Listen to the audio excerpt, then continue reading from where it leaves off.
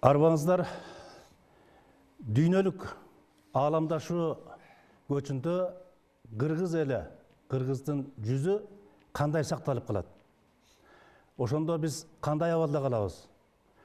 Ошого бир салым кошуу максатында бүгүн биз Мурасабаты автордук көрсөтүүсүнүн алгачкы программасын сунуштап отурабыз. Ошого бир өзүбүздүн канчалык деңгээлде салымыбызды кошо алабыз.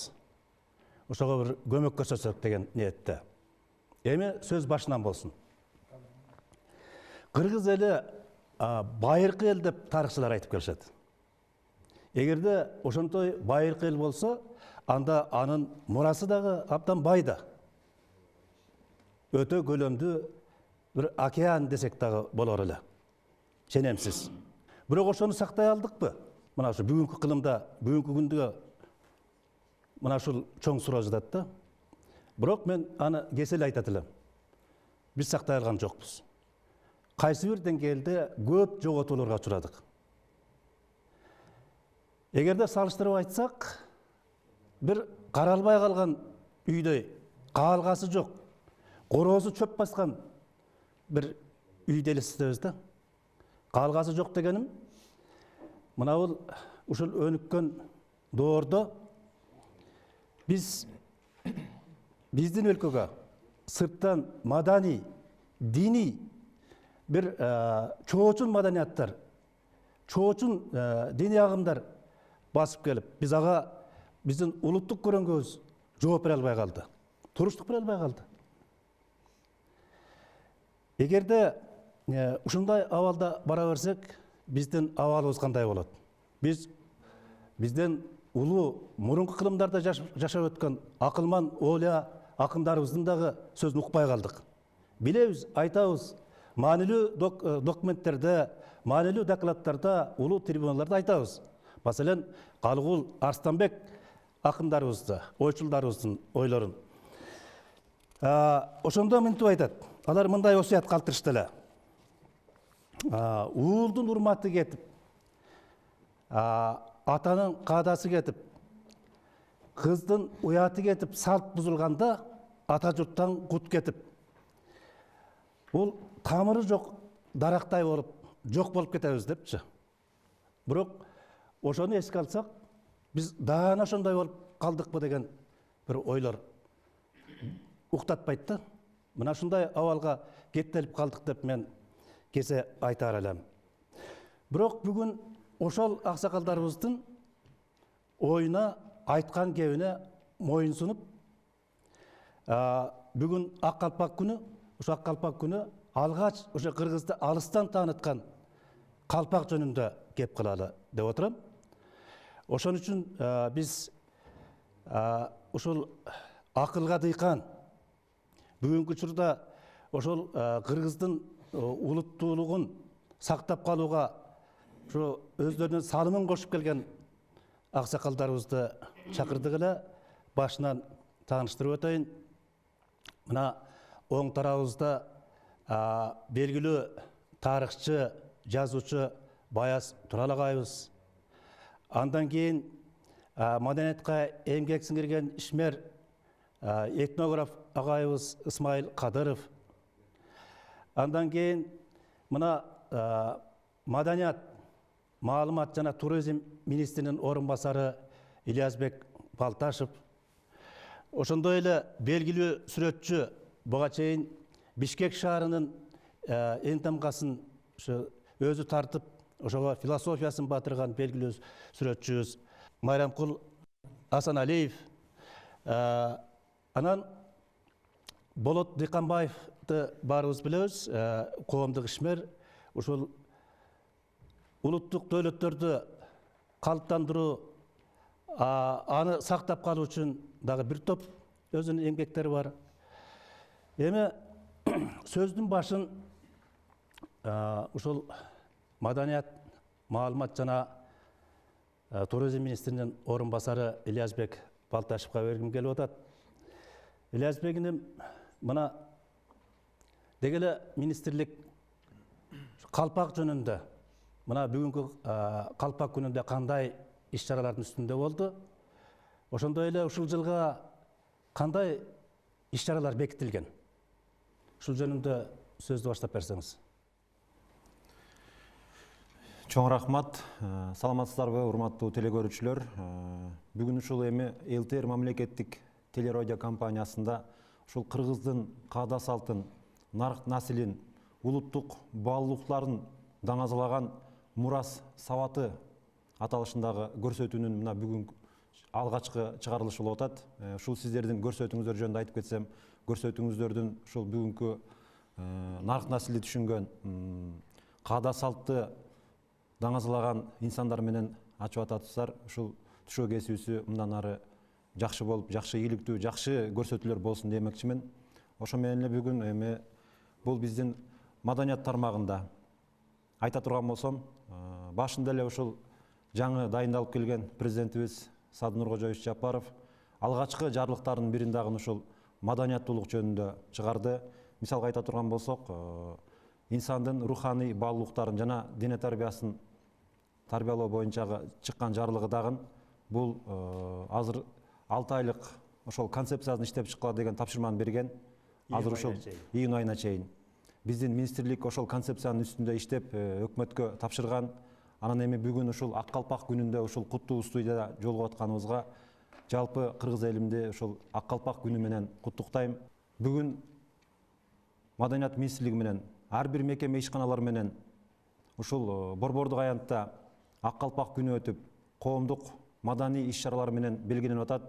Калпакты кыргыздар илгери кандай даңтап, даңазалап кийип келсе, кийинчерээк коомчулукта айрым адамдар бул бир калпакты мындай басынткан катардагы карап калышып, анча-мынча бир акцияларды уюштурганда бир жаныбарларга чейин кийгизген бир шойкомдуу көрүнүштөр чыгып кетти. Ал жагы өкүнөрлүк. Ошол эле биздин министрлик өкмөт тарабынан ушу калпакты чет өлкөлөргө экспорттоого тыюу салуу жөнүндө мыйзамдар даярдалган. Мен сөздү баштаардан мурун өзүм даярдап, өзүмдүн кыргыз таанымымда канчалык деңгээлде калпакты түшүнсөм, ошончолук бир маанайда даярдап келдим эле. Ошолор жөнүндө биринчи баяндама берейин, көрсөтөйүн. Анан ал жөнүндө эгер туура эмес жактарын өзүңүздөр бир айтып, айтылбай калган жагын кошумчалап бересиздер го деген ойдомун. 1 жашка чыкканда бала эмгеге катат. Эмгеге катканда аларга кызыл кизектүү калпак кийгизишкен. Эмне үчүн кызыл? Ал жерден көкүрөгүн эмеле көтөрдү. Бул дагы эле кызыл эт. Али балтыры тола элек деген маанайда. Эч кандай белгиси жок. Ал балакатка жете элек. Ушул маанайда деп айтып атам да, 1 жаштан 3 жашка чейин. Экинчи калпак ошондо 4 жаштан 7 жашка чейин. Эмнегедир 7 жаш кыргызда улук, 7 жашка чейин баланын суроосу көбөйөт. Табиятты карайт, жаратылышта эмне болуп аткандыгын сурайт. Ошон үчүн жашыл кийгизишкен, жашыл кизек менен. Бунун ошол баланын дүйнө тааным эми башталды деген кеп да. Мына ушул маанини туюндурган калпак. 8 жаштан 13 жашка чейин. 13 жашка чейин дегеним 12 жашта бир мүчөл болуп калат да. Ошондо 13кө таяп. Анда баланын ой жүгүртүүсү абдан өзгөрөт. Ал мындай бийиктикке карай бою да өсөт, көккө карап өсөт. Анын ой жүгүртүүсү жаратылыштан бийиктикке көтөрүлөт. Ай эмне чыкты? Күн эмне үчүн тиет? Ушул сыяктуу суроолорго байыйт. Эң орчундуусу бул жигит калпак.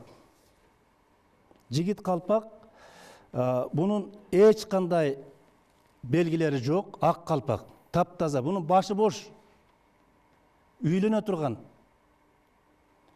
Маселен, үйлөнгөндө ушул калпагы менен барат, кыз алган төргө. Кайын журтунун төрүнө ушул калпак менен барат.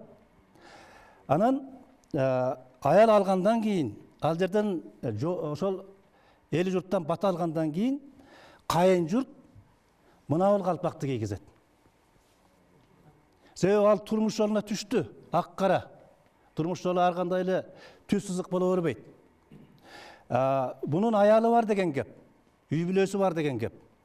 Мына шуну туюндурат да. Андан кийинки калпак бул балалуу болгондо. Бул балалуу болду. Баласы бар. Эгер балалуу болбосо, мынаны кийип жүрө берет. Ошону туюндурат да. Балалуу болду. Анан мына бул турмуштун ак карасына моюн сунду. Андан кийин мына бул өзү мына тарыхта белгилүү айрым жазуучуларыбыз айтып, тарыхчыларыбыз жазып жүрөт. Кыргыз өзү 40 жашка чыкканда мамлекет башкарууга, хан көтөрүүгө бул даяр болуп калды. Мына бул эки жагында мындай кесиги бар. Ача айры калпакты кийишкен. Эмне үчүн? Бул жерде бир чоң философия бар да. Мына бул үч бурчтук. Мына бул чекиттен чексиздикке карай деген маани. Адамдын акыл эси бул робот эмес, чексиз. Bunun iki жагын көрүп калды деген кеп. Bunun акылы тунуп калды. Элдин өтүлүн аралат деген маани. Анан мына бул айтып атпа, мынауында эки сызыктын ортосунда мынандай ак кара кетип атпайбы? Бул ошол турмуштун негизги жолуна түштү деген маани. Андан кийин мына бул 60 дейбиз. 60 дегенде 60, 70, мышка жеткен турбайсыңбы дейт. Андан ары адам төмөндөй баштайт. Ооз эле айтып, колунан эчтеке азыраак келип калган кез. Ошонун акылын ал деген маани. Акылынан. 80ге чейин мына ушул калпакты кийип келишкен деп айтып атам да. Анан 80ден өткөндө 80ге таяп 90 болгондо нары 100 деп коелучу. 100 ашырып айталы. Андан ары кыргыз тоо таянып турмуш тиричилиги тоодо өткөн соң, тоо салкын. Ошондуктан баягы карыганда адамдан эт качат, жылуулукту сүйүп калат. Андан ары тебетей кийишкен. Мына баясаке кийип отурат. Мына ушундай тебетейлерди кийишкен да өзүнүн баягы социалдык макамына жараша. Суусар тебетей, жөнөкөй тебетей, ушундай кийилген деп мен айтып атам. Эми биз бүгүнкү күнгө кандай калпактар менен жеттик? Маселе ушунда. Мына наристелерге мынандай калпактар биз бүгүнкү күндө базарларыбызда сатып атат. Бул эмнени туюндурат? Бул деген мына кара. Эми биз аза калпактарына өзүнчө токтолобуз, бирок сөз арасында кыстырбасак болбойт. Кыргыз өзү эгерде аялы өлгөн киши ушундай кара түсү буруу кийишкен.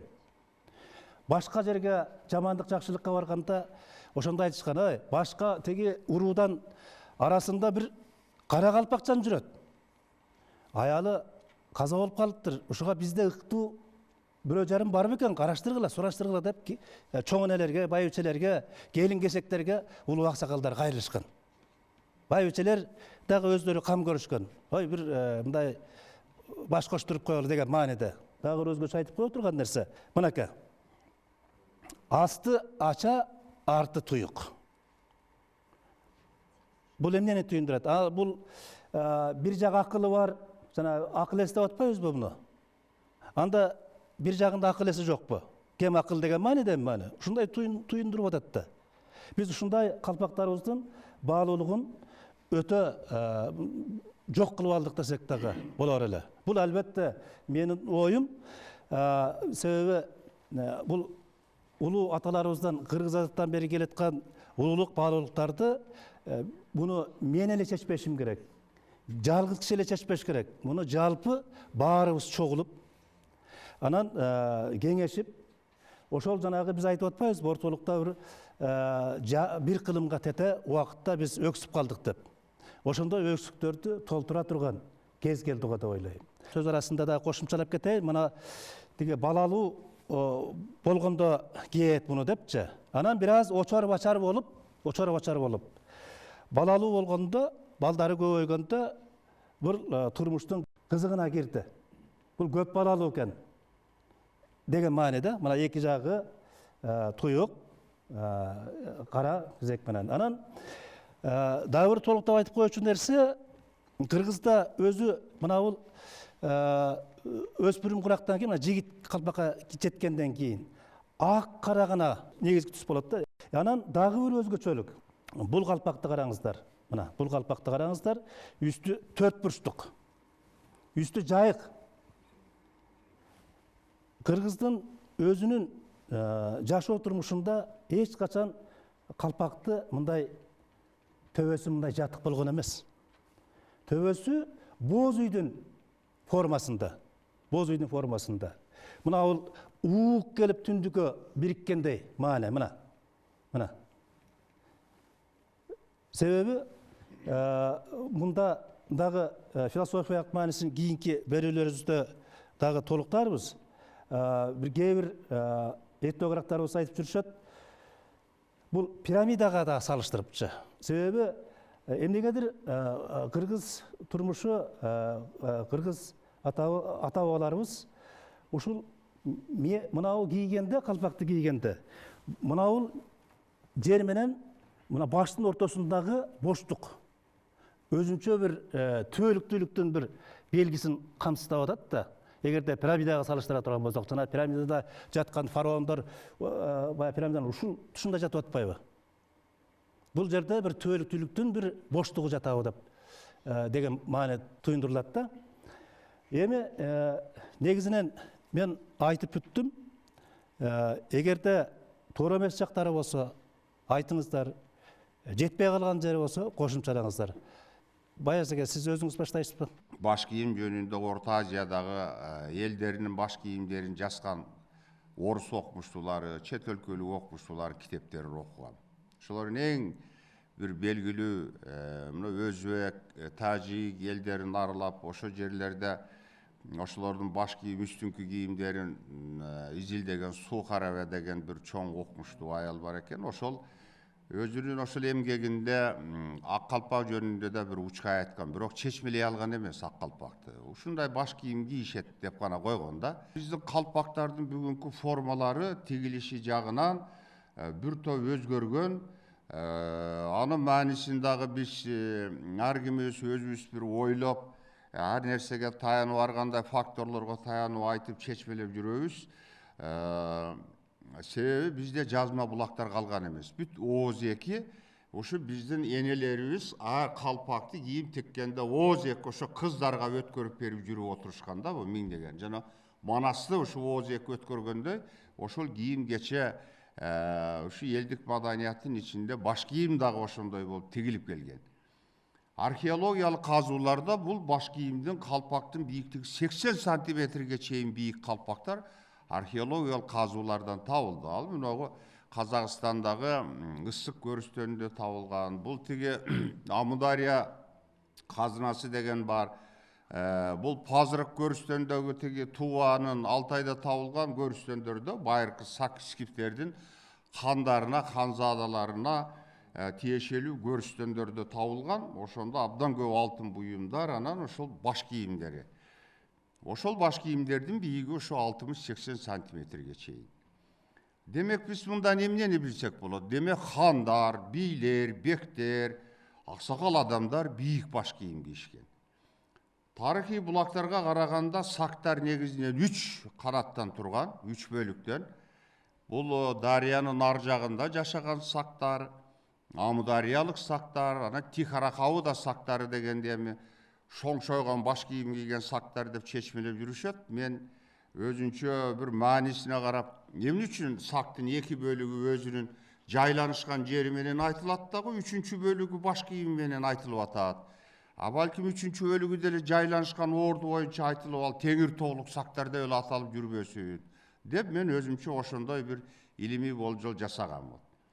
Анан вот мына ушу теңир тоодо жашаган сактардын баш кийимдери бийик баш кийимдерди кийишкен. Кыргыз мына ушу теңир тоодо айланып ушул чөлкөмдө жашаган. Газеге сөзүңүзгө каралчы, мен оюмча ошол теңир тоого салыштырмалуу айтып атасыз да калпакты. Мен ошону айтып атам да. Мына бул мен айтып аткан калпактар боюнча кандай кемчилигин көрө алдыңыз? Мунун кемчиликтери мындай да, бир сиз дагы бир теле берүү жасасаңыз мен ошондо бир тарыхый сүрөттөрдү да алып келсем деп атамын да. Себеби ошол искифтер байыркы хун жоокеринин кийген калпагы алда шоңшоюп турат да. Шоңшойгон калпак. Шоңшойгон калпактын өзү бул сөөлөттү көрсөтөт. Бул ошо кийимдин өзүндө эми биз андай калпактарды азыр кие албайбыз, эми чынында аны кийип да жүрө албайбыз. Аны эми биз бир мындай артисттерибиз тиги булар кийип бир мындай этнографиялык бир булак катарында бир көрсөтпөсөк, чынында эми заманга ылайык ошентип атабыз. Ошонун ичинде дал ошо бир айтып атканым, мына азыр калпактардын кээде үстү 4 бурчтук болуп кетип атат. Бул дагы туура эмес. Эч качан калпактын үстү төбөсү 4 бурчтук болуп тигилген эмес. Тоодун үстү 4 бурчтук болбойт да. Биз мисалы ошо Теңир тоодун элесин, Теңир тоодо тегеренип жашаган элдер баш кийимин тигип атканда биздин байыркы энелерибиз кандай болуш керек деген бир маселе турган да. Негизги кыргыздар, огуздар, кыпчактар кийишкен калпакты. Анан ошо талаанын элдери кийгенде алар жапызыраак калпактарды кийишкен. Тоонун элдеринде бул бийик калпактарды кийишкен. Бул өзүнүн дагы бир касталык дагы бир нерселери бар. Эми аларды дагы келечекте бир илимий жактан чечмелеш керек. Себеби биз арий дүйнө таануу менен чечмелесек, мында абдан бир кызык мифологиялык нерселер жатат. Сиздин оюңуз кандай болот? Эми мен дагы ушу калпак жөнүндө бир изилдеген жайларым бар эле. Анткени кыргыз маданиятынан тамган тамчылар деген китеп жазганмын, өзүң билесиң. Ошондо калпак жөнүндө да бир изилдеп көрдүм эле да бир аз. Анан Моорекил бир топ этнографтар менен чогуу иштешип калдым мен. Амантур Акматалиев сыяктуу кишилер менен көп иштештим. Анан ушу кишилердин китептерин чыгардым дегендей. Анан ушулардын айтканы боюнча мына өзүңөр айтып атасыңар да, өзүңөр туп-туура айтып атасыңар. Моорекил калпак баш кийим. Кыргыздын негизи эле кийими бусулуп отуруп, эң негизги калпак эле калбадыбы? Андан башка мындай башка кийимдер көп кийилбей калды да. Азыр калпак гана мындай жапырт кийилген калпак гана болуп калды да. Аны да мынакей расмий бийлик ошону жоготуп ийбейли деп туруп калпак күнүн киргизип атышат. Анан менин ошолордон билишимче Моорекил жердеги калпак могул жигит куракка, балагатка жеткенге чейин, жигит куракка жеткенге чейинки бала жашыл кыргак калпак кийген. Бул калпак өзү адамдын визиттик карточкасы болгон да. Мына бул жаш бала экен деп коюшкан. Анан немеге жеткенден кийин, бойго жеткенден кийин үйлөнгөнгө чейин кысыл калпак кийген, кысыл кыргак калпак кийген да. Мына ошондо эле баягы бир жерлерди үйлөргө барып, бир жерди кыдырып жүргөндө эле, ой, Моорекил жигиттин өзүнө ылайыктуу жар издеп жүрүптүр. Бул бойдок жигит турбайбы? Деп мына ушундан эле эл билип койгон да. Андан кийин мына өзүң айтып кеттиң. Тиги неме кылганда үйлөнгөндөн кийин тетиги турмуштун ак карасына кирди деп кайындары куршунга салып келип туруп, тетигинде ошо кара агы бар калпак кийишкен. Андан кийин карыларга уже 40-30тан өтүп кетет, 35-40тан өтүп кетет уже үйлөнгөндөн кийин. Анда уже кара кыргак, жанакы күрөң кыргак, кара ушундай түстөгү калпактарды кие башташкан да. Бир кошумча айтайын, мына бул жигит калпак деп атпайбызбы? Жана мен башында айтып өттүм, ак калпак дегенде кыргызда акты кызыл деп дагы мүнөздөшкөн. Маселен, боз атты кызыл ат деп айтышкан. Анан кийин ошол маанисинде алып караганда, ушул мына ак калпакты кызыл калпак деп дагы айтышканбы деген бир ойлор жатат да. Ушундай ойлор да пайда болуп калат. Ак атты тергеп, боз ат деп айтпай, негедир кызыл ат деп айткан да. Анан бул калпак жөнүндө анда учурата албадым. Анан могу кем айтып атпайбы, жанакы биздин төбөсү бийигирээктерди кийгенде, илгеркилер чын эле жана Моорекил кысматка тургандар. ел башына келип кандайдыр бир бийлик аткарып аткан кишилер төбөсү бийик шоңшойгон калпак кийген да, бийигирээк. Анан ак калпак кийген. Жанакы бакай калпакта аппак, анан бака төбөсү бийик. Жанакы элге төбөсү көрүнгөн деген сөз ошондон калып атат. Эми уруу калпак, уруу башчы кие турган калпак, анан бийлер кие турган калпак, анан хан кие турган калпакка, хан калпакка биз жете элекпиз. Себеби бүгүнкү эрибиз ушуну менен чектелип атат. Себеби ал өзүнчө сөз. Себеби аны өзүнчө бир дагы иликтеп чыгыш керек. Рахмат, жакшы ойлоруңузду айттыңыз. Эми Майрамкул, сенин оюң кандай болот? Сүрөтчү катары биз кайерин ашыкча айтып атабыз, кайерин кемитип алдык? Аябай жакшы маселени көтөрүп атасыз да. Анан калпак жөнүндө мен жекеле өзүм кийиз жасайм. Бул маселенин баары жана сиз айтпаңыз, ошол маселенин негизинде кийиз жасап калдым да. Себеби бул калпак канчалык мындай сапасыз болсо, жана итке кийгизип атпайбыз, аны куту жок болуп калып атат. Ыргы тийип атабыз. Илгери мен баягы бала кезде баш кийимди ыргы тийгенде эне атам урушчу, өйдө кой депчи. Баш кийим ыйык деген нерсе мээге сиңип калат да. Анан кийин мен баягы эми сүрөтчү болгондон кийин момундай калпактарды ош базарларда жайнап кетпеди. Бул ушу баш кийимдин куту кетип калды да, кадыр кетип калды. Аны алган киши көрдүм, баягы той тополоң болгондо эле момундай калпактардын баарын тең берип атабыз. Мунун баарын тең азыр момундай көрүп, маанисин түшүндүрүп, эң биринчиден мен айтарым, муну мен баягы ушул жөнүндө көп ойлондум, көп толкундум, сапаттуу болуш керек экен. Сапат, мисалы мен могу калпакты өзүм жасагандай, азыр мен досторума берип атам, муну эч убакта бирөөнө бербейт. Анткени азыр муну жууп туруп сыккандай бул 1 сантиметрде кирип кетпейт. Анан могу калпактарды 100 сом кылып атпайбызбы? Бул ошо куту кетип калды да. Анан ар бир нерсенин мисалы мындай как мисалы бул орнаменттери да богун бар тең, бул туура эмес. Бул орнамент, этик орнаменттердин бар. Бул көрүп баягы сүрөтчү иштеген эмес. Аркы калпактар. Ар жакта турбайт, этигине бул калпакта, муну калпак деп айтканга да болбойт да. Муну азыр киши кийбейт. Мисалы той тополоңдо берет, ошол менен калп эле кийимиш бол ыргы тийбейт. Кишиге да жарашыгы жок. Булар эми азыр турмушта базарда сатылып аткан. Сөзүн ачыгын айтканда бул ар бир нерсени бул азыркы заманга да ылайыкташыбыз керек да. Азыркы заманга да ылайыктап, анан мунун сапатын, эң биринчи сапат. Өзүнүн көркөмдүүлүгү, мунун баардыгын тең мында сөз түрдө ошол уз, анан сүрөтчү киши иштеп чыгыш керек. Мисалы могу кийизди мен 1 жыл изилдедим. Анан лекаласын мен 2-3 жылдан ашып, көп ар бир миллиметрлей кетип калса, көрүп кишиге жарашыгы жок болуп калат. Киши кийбейт. Мисалы жанагында мында бийликтегилерге жана шоңшойгон калпак кийбейт. Ошон үчүн азыркыга ылайыктап көрүп бүт ар бир немеси кичинекей сантиметр кыскараак болуп калса, кишиге ишинин башына жакшы жарашпай калат. Мен ушул жерден бир нерсе кошумчалайт элем да. Бул кыргыз атадан келе жаткан улуу мурас. Ал эч качан өзгөрбөш керек деп айтып келатабыз. Азыр мен да бир нерсе айтам. Ошон үчүн жана заманга ылайыктап өзгөртөбүз дегенде туура эмес болуп калбайбы? Ошол өзөктөгү нерсени бузбай туруп өзгөртүш керек. Мен ошону айтайын деп атам. Ошону анткени ошол нерсени жоготпой туруп, ошонун ичине өркүндөтүп, көркөмүн кооздоп жакшыраак жасаш керек. Мисалы бул жерде мына бул тууганымдын орнаментин көрдүңүзбү? Бул грамотныйраак болуп атат. Тиги жерде орнаменттерди орнамент деп айтканга болбойт. Көрдүңүзбү? Ошол ар бир нерсеге абайлап мамиле кылыш керек. Буга сөз түрдө адис, анан сүрөтчү киши отуруп иштеш керек. Лекаланы бычканда да жөнөкөй киши бычкан менен, анан сүрөтчү кишинин бычканы эки башка болуп калат. Ошон үчүн могу өтө абайлап, кийин колдон келсе тетигинде калпактарды балким бир мындай чыгып айтып, муну кийгенге болбойт да. Биринчиден тиги синтетика. Экинчиден бул адамдын кейпи келишип калып атат да, сөзүн ачыгын айтканда. Ошону токтотуш керек да. Рахмат. Болот, сиздин оюңуз кандай болот? Мына ушул калпак боюнча сиздин буга чейинки бир топ ойлоруңузду уктук эле.